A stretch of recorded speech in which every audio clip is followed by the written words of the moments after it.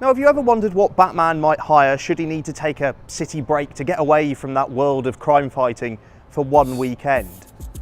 I think it'd probably be something like this. Meet a micro machine, a real life one. Or as we know it now, the Mini GP3.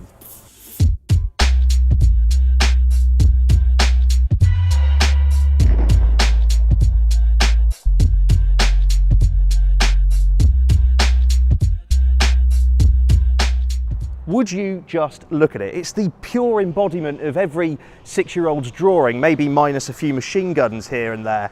But the theatre this little car packs, pound for pound, it shames supercars.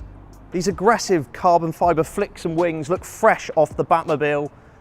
And of course, who can deny it? That enormous rear spoiler.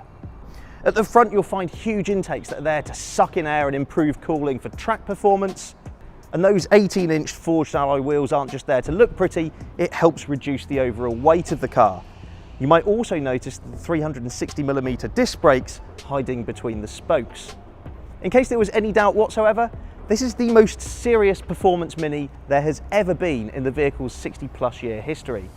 Now, of course, sat beneath all of that bravado is the typical Mini design, which means it's quite a nice, compact little shape. It retains those great big, characterful, doughy eyes that people fall in love with. Although this hatchback has certainly been given a double dose of adrenaline. I cannot overstate how menacing this thing actually looks in the metal. And the fact that it's something of an attainable hot hatchback and not some overly exotic piece of inobtainium makes it all the more exciting, for me anyway. I say more attainable. They're making 3,000 of them in total, and only 575 are coming to the UK. Jump inside and you're greeted by huge bolstered sports seats, but they aren't the only thing that denotes this Mini as being very different from its siblings. Take a look over your shoulder and you'll find masses of boot space, primarily because there are no rear seats whatsoever. This most track-focused Mini ever weighs 1,255 kilos, though don't be fooled by that strut brace. That's there more to retain cargo than improve stiffness. That said, overall stiffness on the car has been vastly improved. Under the bonnet is actually that familiar 2-litre turbocharged petrol engine, though this car has been tuned up to 302 brake horsepower and an incredible 450 Nm of torque in a Mini. Power is channeled through the front wheels, resulting in a 0 to 62 time of 5.2 seconds and a top speed of 164 miles per hour. This is pocket-sized M-car performance. Sitting between those wheels is a mechanically limited slip differential, and each corner you'll find a set of sticky Hankook tyres. Though disappointingly for enthusiasts, there is no manual option. Instead, you have to put up with an 8-speed auto. Though said auto box is connected to some rather cool 3D printed paddles. So here we are on some wet and greasy British roads in the Mini GP3, and whilst this is to its detriment, being a powerful front-wheel drive hatchback, ultimately this is where it's going to live, on British B roads where people are enjoying the performance that's on offer. So arguably, it's a real-world test. Now you'll have to excuse my bright orange face mask, obviously with everything that's going on at the moment. These are sort of mandatory, and I'm also sharing this car with people today, so this will be staying on, but saves you from my ugly mug.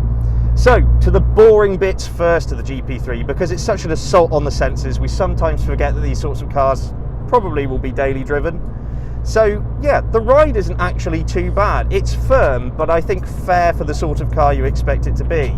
Of course, it has no back seats, so I think that sets the stage quite nicely for what to expect. It absorbs bumps reasonably well. It's only when you hit a substantial pothole that you do get a bit of a nasty shudder through the car. That's something you've got to be careful of actually when you're driving this car hard, is that suspension doesn't thump and bump and upset the vehicle at just the penultimate moment into a corner, because things get hairy quite quickly, as we'll get on to.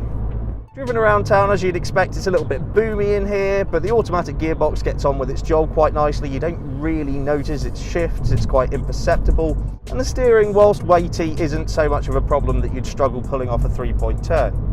This car's biggest asset in everyday life is, of course, that it's based on a Mini. That means it's compact, it means visibility's pretty good all the way around, but all that stuff's rather dull. What we want to talk about is the devil inside.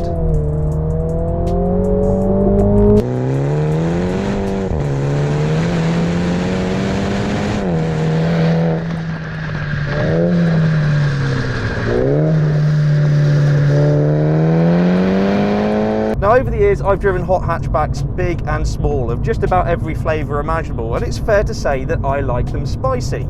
I prefer things like the Type R to the Golf R, and a stripped out Renault Megane to something like a Ford Focus RS. I like to feel like I'm working behind the wheel. This Mini GP3 certainly keeps you busy.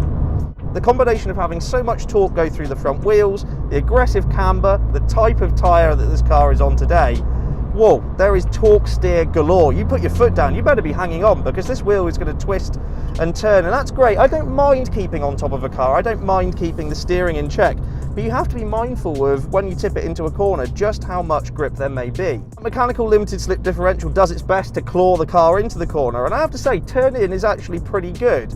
I like the weightiness of the steering, though it is a bit anonymous. I can understand why some people say it lacks a bit of confidence, because you have to have the faith that the chassis is going to grip and go. Thanks to that really short wheelbase, agility is absolutely on this car's side. Now, it goes without saying once you've read the top trumps car for this card, but it is rapid. Fire it off out of a junction and you're soon doing some legally questionable speeds without even really realising. Everything you see before you is recognisably Mini, except everything is going past the window at warp factor 4. It does scrabble around for grip, but that torque soon comes in. It's a really punchy turbocharged engine, this. Really strong pull through the mid-range. Though it does start to fizzle off as you approach 6,000 RPM. Now, because the GP3 does get a bit of a gallop on, those corners start coming at you very quickly, which means you really need to rely upon the brakes. I say with any hot hatchback, you can only drive it as fast as what the brakes are good. And I'm pleased to say that the brakes in this, the 360mm discs, they really bite. Nice firm brake pedal, you can modulate it nicely, bleed it off through the corner. But it's that initial bite that's the headline here. I mean, I think the reduced weight of the car helps, but you can really feel that weight transfer through the corner and use that to your advantage to sort of pivot it round your hips through a bend. Now, your only complication with this car is that it likes to follow the lines in the road, so you really do have to have your wits about you as you're going through corners quickly. So what about that gearbox then? Does it take away from the experience? Well, yes and no. Like I say, you're quite busy behind the wheel, so a manual gearbox may be one too many things to concentrate on. Though as an enthusiast, you really would want to see it. There's a tinge of old school hot hatch to this car, and so a manual box just makes a lot of sense. But ultimately, just like around town, the 8-speed left to its own devices is perfectly fine. Shifts are smooth, I never find it getting caught out as I'm driving it hard. However, what I will say is when you bump it over to manual mode and start to use these 3D printed paddles here, it does leave something to be desired. If you are flying into a fast bend hard on the brakes and you want to snatch a few gears down, it does take a second for the computer to work it out, and that can be a little bit frustrating whenever you're really on it. This whole car is so focused, it's disappointing actually that the gearbox seems to have been a bit of an afterthought. I can live with it not being a manual, but frankly, I think this auto in its manually selectable mode with the paddles should be a bit more lively.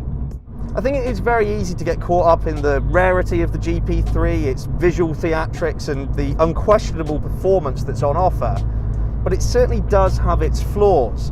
It's not as easy to pick up and play as many other hot hatchbacks, and I think to the masses, that might be a problem. The thing I do like about it though is, I've mentioned it before, it has just a taste of old school hot hatch.